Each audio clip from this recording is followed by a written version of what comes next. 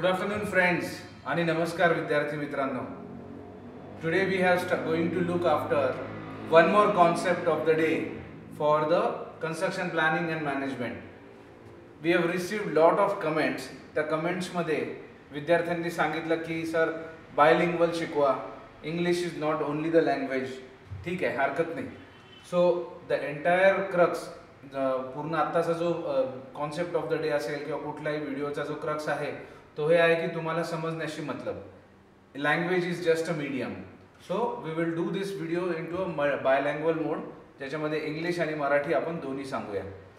तर concept of the day जी series आपण सुरू केलेली आहे ती त्याच्यामध्ये आपण कन्स्ट्रक्शन प्लॅनिंग आणि मॅनेजमेंट टॉपिक घेतला होता आणि त्याच्यामध्ये जे सब टॉपिक्स आहेत त्यातले 3 टॉपिक्स आपण ऑलरेडी पाहिले. आज अजून एक जो इम्पॉर्टंट टॉपिक आहे त्याचं नाव आहे material management. So material management in general is a very vast subject.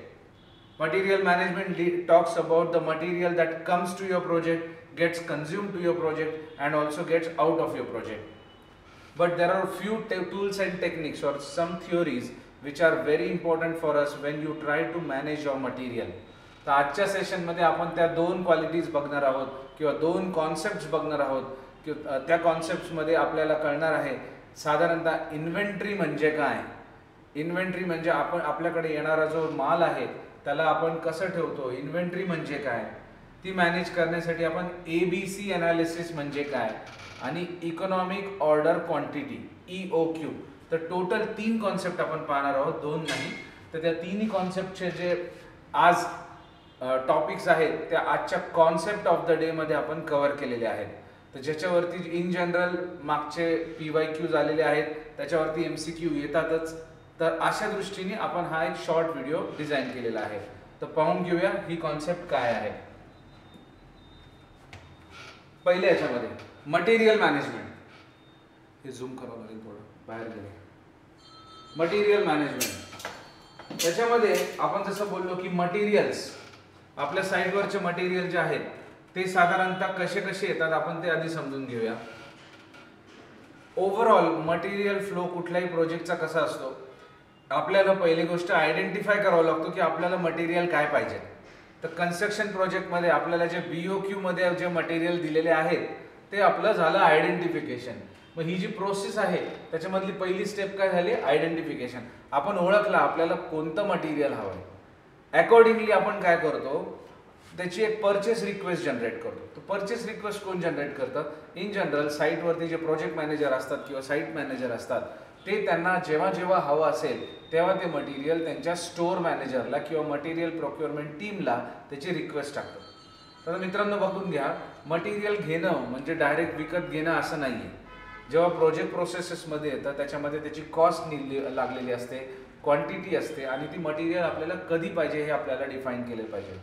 Meaning the management, लक्षात घ्या, मॅनेजमेंट ऑफ द मटेरियल, ज्याच्यामध्ये आपल्याला जे मटेरियल हवं तेव्हा हवं तेवढ्या क्वांटिटीमध्ये आणि हवे तेवढ्या प्री डिसाइडेड कॉस्टमध्ये जेव्हा घेता येणार अशा टाईपच्या मॅनेजमेंटला आपण म्हणणार material management.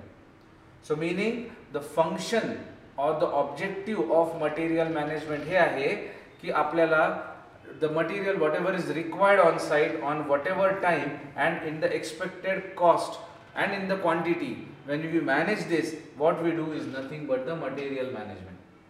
Okay, so the material management will follow the process. मग आपण आता मटेरियल आयडेंटिफाय केला, आपण एखाद्या पर्टिक्युलर वेंडर कडून तो मटेरियल घेणार आहे. तर मग साईट इंजिनियर किंवा प्रोजेक्ट मॅनेजर ते काय करतात, परचेस टीमला तुमची परचेस रिक्वेस्ट टाकतात. तर परचेस रिक्वेस्ट जेव्हा तुमच्या परचेसिंग टीमला मिळते ते एका मटेरियलला परचेसिंगसाठी ऑर्डर प्लेस करतात. मग ज्या पण वेंडरला मटेरियल ऑर्डर झालं तो तिथून त्याचं प्रोडक्शन चालू करणार. प्रोडक्शन कसं करणार, त्याला एका जी परचेस रिक्वेस्ट आपण जनरेट केली स्टोअरवाले त्याला परचेस ऑर्डर कन्वर्ट करून तुमच्या वेंडरला देणार. त्या परचेस ऑर्डर प्रमाणे प्रोडक्शन चालू होणार आणि प्रोडक्शन त्या परचेस ऑर्डरमध्ये काय काय असणार, मटेरियलचं नाव, मटेरियलची क्वांटिटी, त्याला दिलेला रेट आणि कोणत्या ॲड्रेसवरती कोणत्या टाईमला डिलिव्हर करायचं असं हे परचेस ऑर्डर बनणार. परचेस ऑर्डर मिळाल्यानंतर त्याचं प्रोडक्शन चालू करणार तुमचा रिस्पेक्टिव्ह वेंडर. ओके, मग हे दोघं झाल्यानंतर आपण म्हणणार येस आपलं मटेरियल परचेस झालं. जेव्हा मटेरियल परचेस होईल, परचेस झाल्यानंतर प्रोडक्शन कंप्लीट होईल, तेव्हा मटेरियलचा काही स्टॉक जनरेट होईल. तो स्टॉक जनरेट झाल्यानंतर तो साईटवरती शिफ्ट केला जाईल किंवा तुमच्या प्रोजेक्टवरती शिफ्ट केला जाईल. जेव्हा तो प्रोजेक्टवरती शिफ्ट होतो तेव्हा आपल्याला काही ट्रान्सपोर्टेशन लागतं किंवा काही एजंट्स लागतात, like clearance agent, courier services, fleet services, कधी कधी इंडियन रेल्वेज, कधी कधी एअरपोर्ट्स, कधी कधी शिप, हार्बर एक्सेट्रा. तर ह्या सगळ्या सिस्टमला आपण म्हणतो सप्लाय चेन. म्हणजे मटेरियल प्रोडक्शन हाऊसपासून तुमच्या प्रोजेक्टपर्यंत येतं, त्याला येण्याचा जो मार्ग आहे त्याला आपण सप्लाय चेन किंवा ट्रान्सपोर्टेशन अशा गोष्टीने आपण त्याला हायलाईट करणार. जेव्हा मटेरियल तुमच्या प्रिमायसेसमध्ये येणार, आपलं कालचंच उदाहरण काय होतं, आपण 5 स्टार हॉटेल जे आहे ते आपण कन्स्ट्रक्ट करतोय, आपण त्याच्या अकॉर्डिंगली साईट लेआउट मॅनेजमेंट पाहिलं. मग आता जर मटेरियल आलं तर डायरेक्ट कन्स्ट्रक्शनला जाणार का? नाही. साईट लेआउटमध्ये आपण काय पाहिलं होतं, मटेरियल यार्ड आहेत, स्टोअर्स आहेत, ऑफिसेस आहेत. तर मटेरियल जे पण काय येणार ते जाणार स्टोअरमध्ये. मग जेव्हा स्टोअरमध्ये मटेरियल आलं तिथे पण आपल्याला त्याचे व्यवस्थित स्टोरेज करण्याची मेकॅनिझम पाहिजे. काही मटेरियल रॅक्सवर जातील, काही मटेरियल हँग होतील, काही मटेरियल जमिनीवर ठेवण्यात येतील. मग त्या वेळेस त्याचे व्यवस्थित प्रिकॉशन्स आपल्याला घ्यायचे. जे मटेरियल जमिनीवर ठेवणार आहे त्याची आपल्याला अशी काळजी घ्यायची आहे की त्या मटेरियल पाणी नाही लागलं पाहिजे, ते कोणाच्या येणाऱ्या जाणाऱ्याच्या वाटेत नसायला पाहिजे. So all that comes is a part of your store. तर स्टोअर मॅनेजमेंटवाले ह्याला सगळ्यांना काम करतात. आता आलेलं जे मटेरियल आहे त्याला व्यवस्थित आपण स्टोअर केलं, आता त्याला व्यवस्थित डिस्ट्रीब्यूट पण करायचं. करताना कसं करणार, त्याला कंट्रोल करून करणार. सपोज आपल्याकडे 1000 बॅग्स ऑफ सिमेंट आले, मग पहिल्याच दिवशी आपण 1000 बॅग इश्यू करणार का? नाही. आपल्याला जसं साईट वर्क फ्रंटवरती रिक्विजिशन येणार, 50 बॅग पाठवा, 40 बॅग पाठवा, 100 बॅग पाठवा, ते आपण स्टेप बाय स्टेप त्याला आपण कंट्रोल करून त्याचे रेकॉर्ड्स ठेवून आपण आपलं मटेरियल साईटवर रिलीज करणार. तर अशा टाईपच्या ज्या कंट्रोल मेकॅनिझम असतात त्याला साधारणतः इन्व्हेंटरी मॅनेजमेंटचा पार्ट म्हणतात. नेक्स्ट स्लाइडमध्ये आपण बघणार आहे इन्व्हेंटरी काय आहे ते. तर इन्व्हेंटरी मॅनेजमेंटचा त्याला पार्ट म्हणतो. अलोकेशन म्हणजे आपल्याला जशी रिक्विजिशन आली की आम्हाला सपोज फर्स्ट फ्लोअरच्या कॉलम नंबर 10 वरती आम्हाला अमुक अमुक मटेरियल पाहिजे, तर त्याच्यासाठी आपण मटेरियल अलोकेट करताना मटेरियल रिलीज नोट MRN अशा नावाचे डॉक्युमेंट बनवणार. ज्याच्यामध्ये रिस्पॉन्सिबल पर्सन जो काम करणार आहे त्याला आयटम मोजून आपण त्याला देणार आणि तो तिथे जाऊन ते कन्झ्युम करणार. हा सेम प्रिन्सिपल तुमच्या टूल्स आणि इक्विपमेंटला सुद्धा होतो. तुम्हाला साईटवरती काही ड्रिल मशीन्स असतील, ग्राइंडर्स असतील, तर तुम्ही वर्कर्सला किंवा कॉन्ट्रॅक्टरला सेम फॅशनमध्ये तुम्ही मटेरियल अलोकेट करू शकता. मटेरियल अलोकेट झालं, कन्झम्पशन झालं, आता काही मटेरियल उरलं, काही मटेरियल खराब झालं. मग ते मटेरियल परत स्टोअरमध्ये आणून तुम्ही व्यवस्थित ठेवणार का? नाही. जे खराब झालेलं मटेरियल त्याला आपण सॅल्वेज करून टाकणार. तर अशा ह्या सगळ्या प्रोसेसेसला जेव्हा आपण फॉलो करतो, आपण जी क्रिया करतोय त्याला आपण म्हणतो we are managing the material. That's why the process which starts from the identification of the material to the production, to the purchasing, to the store, to the inventory management, to the allocation and to the salvaging of the material is nothing but the material management of a construction project.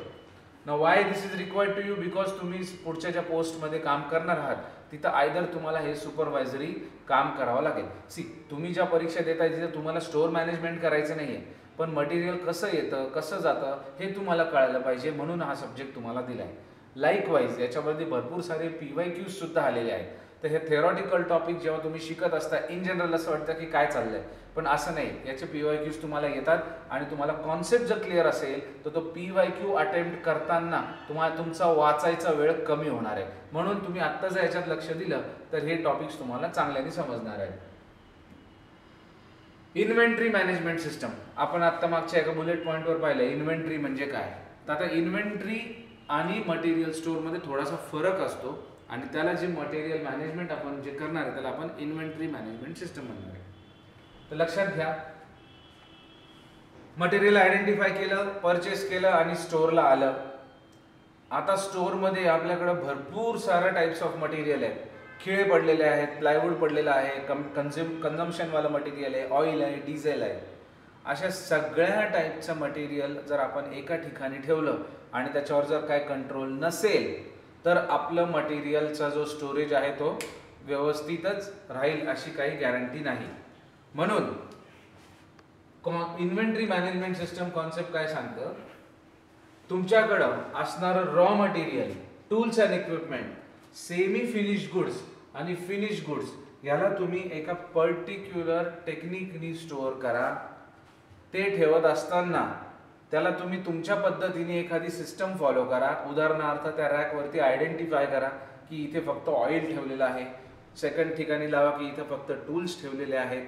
आणि जेव्हा जेव्हा ज्या ज्या टाइमला तुम्हाला ते material व्यवस्थितरित्या dispose करायचंय किंवा अलोकेट करायचंय, तुम्हाला त्याची अडचण आली नाही पाहिजे.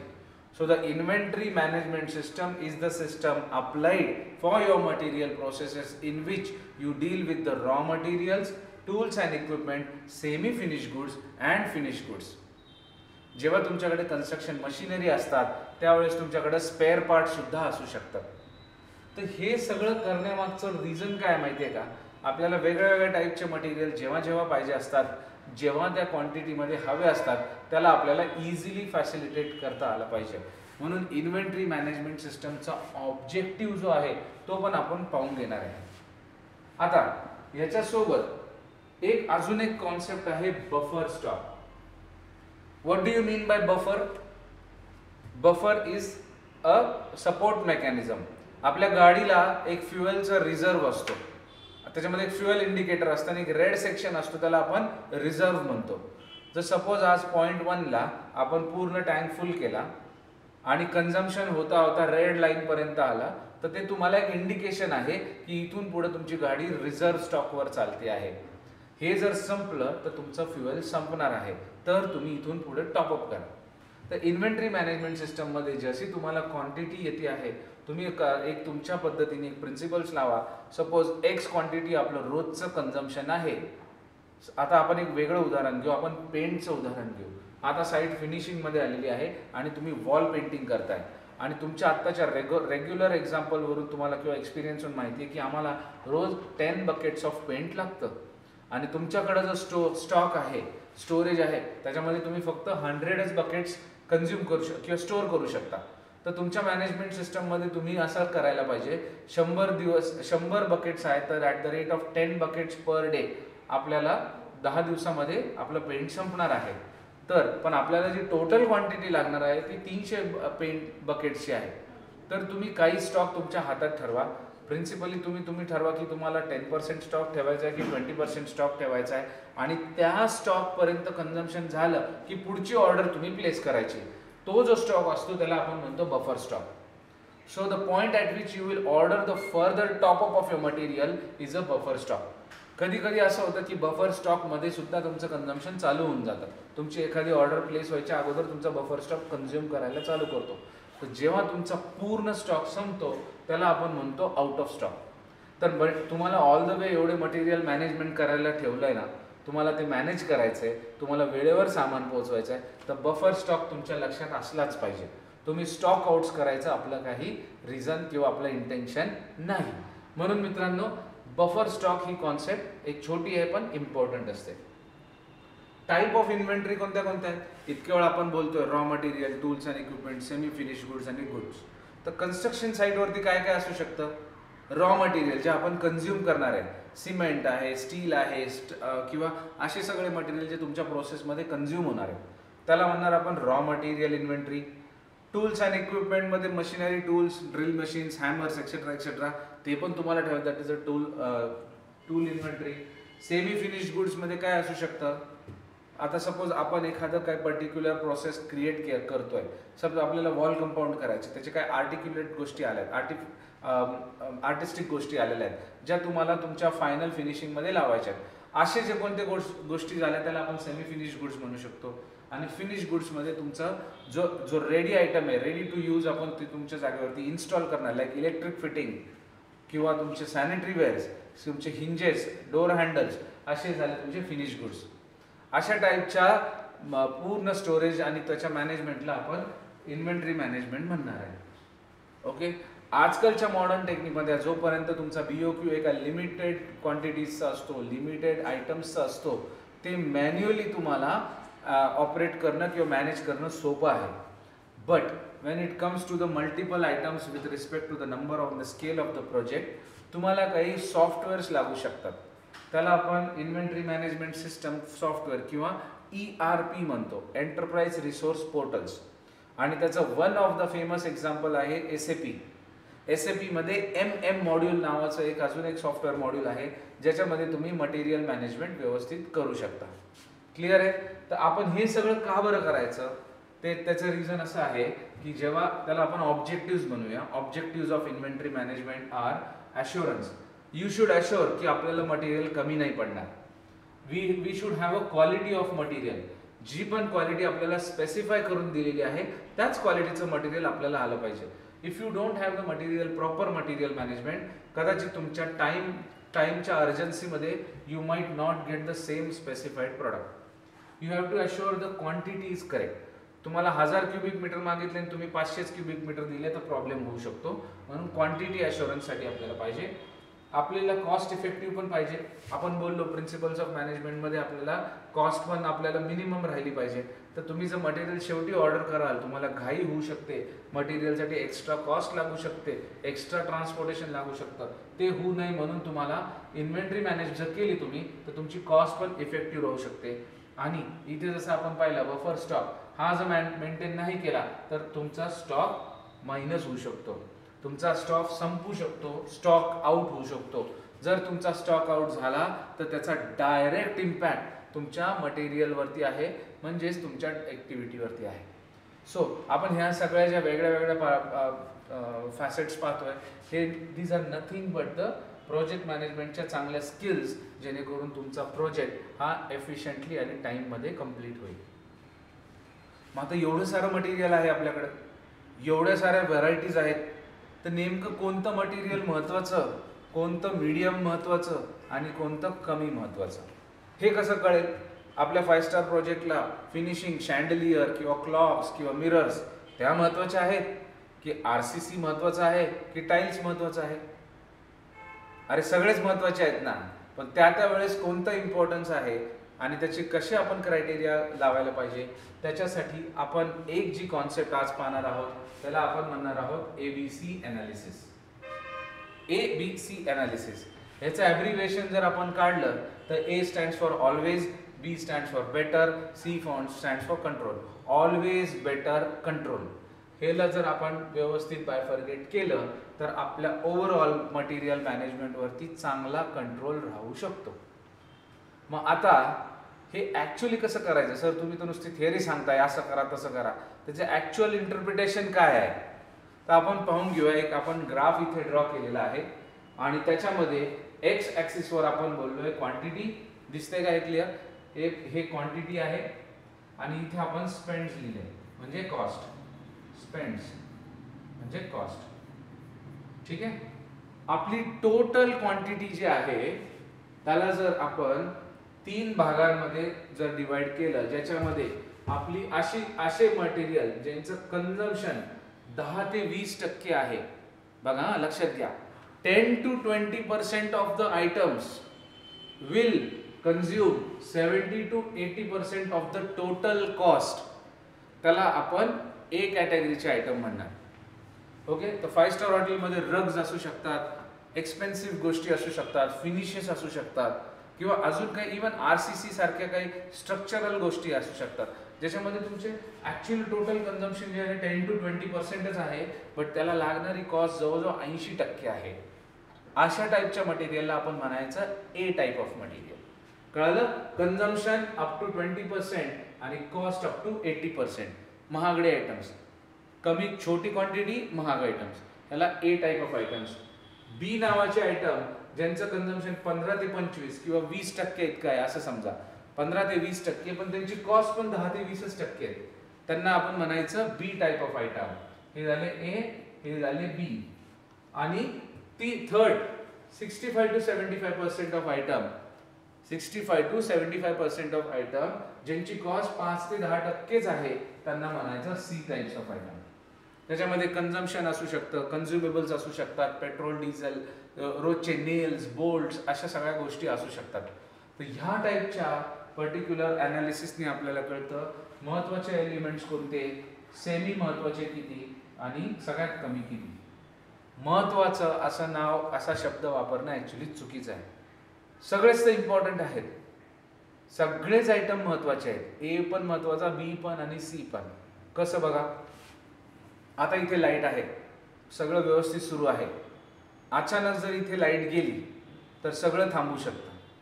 लाईट काय, पॉवर काय, एक कन्झम्पशन आहे, आपण रोज कन्झम्पशन करतोय, रोज इथे इलेक्ट्रिसिटी चालू आहे. अचानक जर पॉवर कट झाली तर त्याचा इम्पॉर्टन्स लगेच जाणवू शकतो. तर सी टाईपचा आयटम जरी कॉस्ट वाईज आपण त्याला सी कॅटेगरीमध्ये टाकला तरी त्याचा इम्पॉर्टन्स तो असतोच. ए टाईपचा आयटम बघू आता. ए टाईपचा आयटम असा आहे ज्याची कॉस्ट 80% पर्यंत आहे. ओके, तर बाय डिफॉल्ट अशा टाईपच्या मटेरियलची जी आपण सायकल पाहिली, आयडेंटिफिकेशन पासून स्टोरेज किंवा सॅल्वेज प्रमाणे ट्रान्सपोर्टेशन सगळं इन्व्हॉल्व केलेले अशा टाईपच्या आयटम्सला आपल्याला व्यवस्थित लक्ष द्यायचं आहे. So that's why you are modulating your control in a form of ABC. That's why you are assuring always better control. ठीक आहे, आलं लक्षात? तर ABC अनालिसिसचे हे 3 टाईप झाले. आता आपण अजून एक फॅन्टास्टिक गोष्ट बघणार आहे, त्याला आपण म्हणणार आहोत EOQ. EOQ. आता बघा मित्रांनो, ABC अनालिसिस झालं, टाइम झालं, नेटवर्क अनालिसिस झालं, कन्स्ट्रक्शन प्रोग्राम पाहिला. सगळेजण काय सांगतात, आपल्याला प्रोजेक्ट टाइममध्ये केला पाहिजे आणि आपल्याला प्रोजेक्टच्या कॉस्टला ओव्हररन पण नाही केलं पाहिजे. पण हे झालं आयडियल वे. जसं आपण साईटवरती काम करायला जातो तिथे काही ना काही अडचणी येत असतात, काही ना काही चॅलेंजेस आपण फेस करत असतो. त्याच्याने एक तर टाईमवर इम्पॅक्ट होतो किंवा कॉस्टवर इम्पॅक्ट होतो.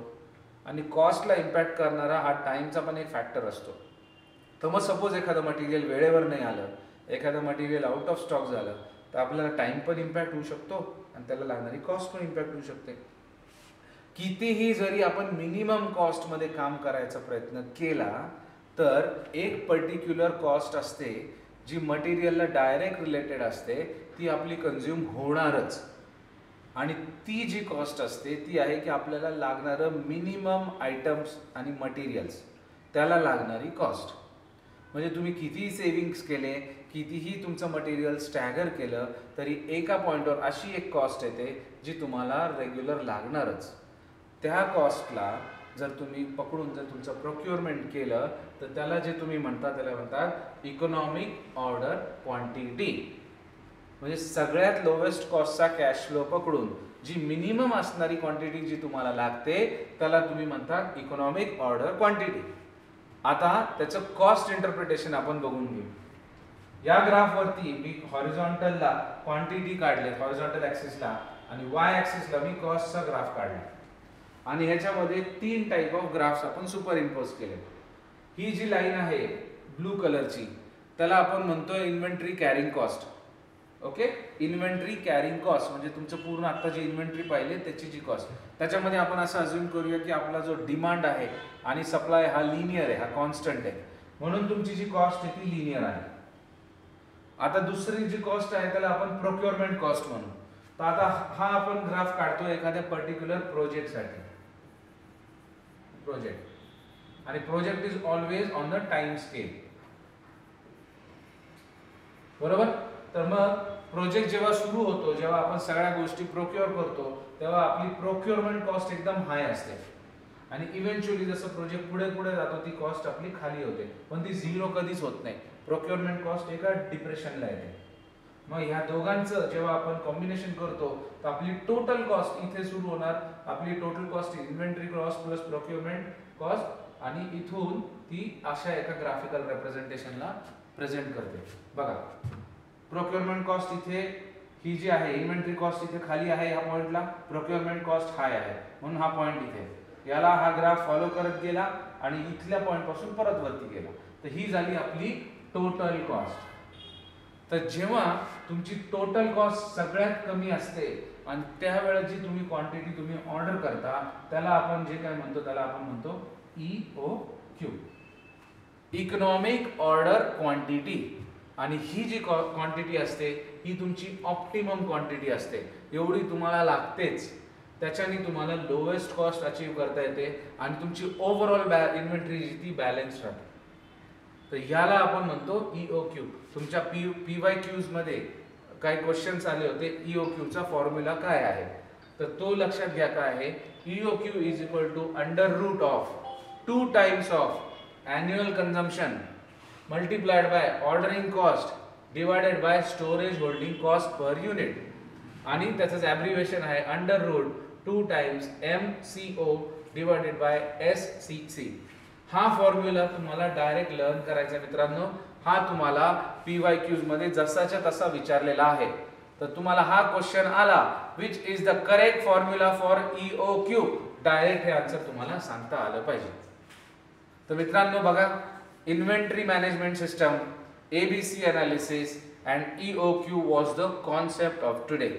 Material management actually is a very vast subject, and in that what we have covered is the basic 3 concepts of the material management. So with this material मॅनेजमेंटचे जे काही क्वेश्चन्स तुम्हाला येऊ शकतात ते तुम्ही डेफिनेटली अटेंड करू शकता आणि त्याचे तुम्हाला कन्फर्म मार्क्स मिळू शकता. हे जर तुम्हाला प्रॉपर कॉन्सेप्ट कळाली तर लेंदी क्वेश्चन्स वाचायलाही तुमचा वेळ जाणार नाही. ओके, क्लिअर आहे? तुमचे अजून काही डाऊट्स असतील तर तुम्ही मला डायरेक्टली विचारू शकता. तुम्हाला मी माझा नंबरही देऊन ठेवतो. तुमचे काही डाऊट्स असेल तर मला SMS किंवा व्हॉट्सअप करा 8530058333. माझं नाव आहे ऋतुराज काळे. तुम्ही मला परत केव्हाही कॉल करू शकता, मेसेज करू शकता.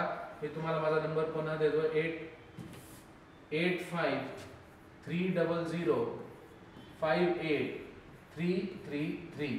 मला शक्यतो SMS किंवा व्हॉट्सअप करा, कॉल करू नका. तुमचे काही डाऊट्स असतील तर आम्ही तुम्हाला नक्की याच्यावरती ॲड्रेस करेल. PMC, WCD आणि अजून काही JEEच्या एक्झाम्स ज्या तुम्हाला येणार आहेत, आपल्याला माहिती आहे नागपूर महानगरपालिका सुद्धा येणार आहे. अशा या सर्व बॅचेससाठी या सर्व एक्झामसाठी आम्ही 19 तारखेला बॅच लॉन्च करतो आहे. त्या बॅचसाठी तुम्ही आमच्या रिस्पेक्टिव्ह ब्रांचेसला पुणे, नाशिक, नागपूरला तिथे आवर्जून भेट द्या आणि तुमच्या प्रिपरेशनमध्ये आमचा सहभाग करून घ्या. Thank you so much. If you like this video, please don't forget to subscribe and also share with your friends.